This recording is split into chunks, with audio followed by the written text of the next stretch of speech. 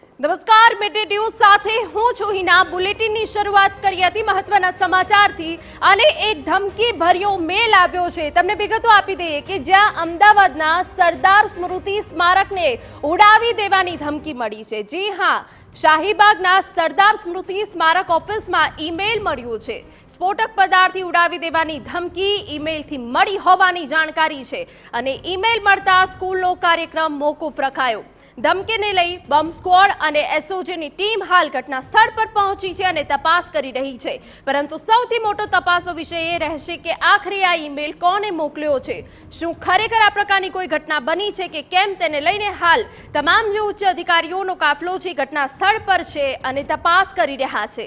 પરંતુ ઈમેલ મળતા સ્કૂલનો કાર્યક્રમ મોકૂફ રખાયો। સંવાદદાતા મિહિર સોની વધુ વિગત આપી રહ્યા છે। મિહિર, પૂરી વિગત।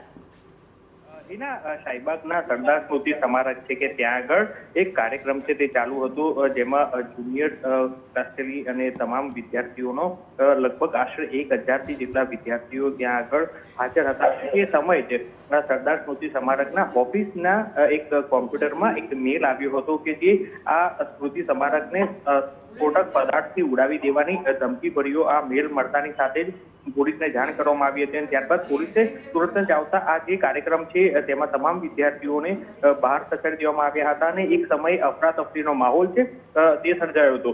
સાથે ત્યાં આગળ સરદાર સ્મૃતિ સ્મારકમાં સાંજે પણ વીવીઆઈપી એક પ્રસંગ રાખેલો હતો, જેને લઈને તમામ અધિકારીઓ છે ત્યાં આગળ ઘટના સ્થળે છે તે પહોંચી ગયા હતા। સાથે જ બીડીડીએસની સ્કોડ છે, બોમ્બ સ્કોડ અને ડોગ સ્કોડ છે તે ઘટના સ્થળે પહોંચી અને તપાસ જે છે તે શરૂ કરી છે। સાથે જ એસઓજીની ટીમના તમામ અધિકારીઓ છે તે પણ ઘટના સ્થળે પહોંચી આવ્યા છે, કારણ કે જે આ મેસેજ મળતાની સાથે જ તમામ એજન્સીઓ છે તે સતત થઈને ત્યાં આગળ સર્ચની કામગીરી છે તે ચાલુ કરી દેવામાં આવી છે। સાથે જ આ ઈમેલ કોણે મોકલ્યો છે તે દિશામાં પણ તપાસ શરૂ કરી છે। સાથે જ આ રીતના ઈમેલ મળતાની સાથે જ જે તમામ જે વિસ્તારની સુરક્ષા છે તે વધારી દેવામાં આવી છે।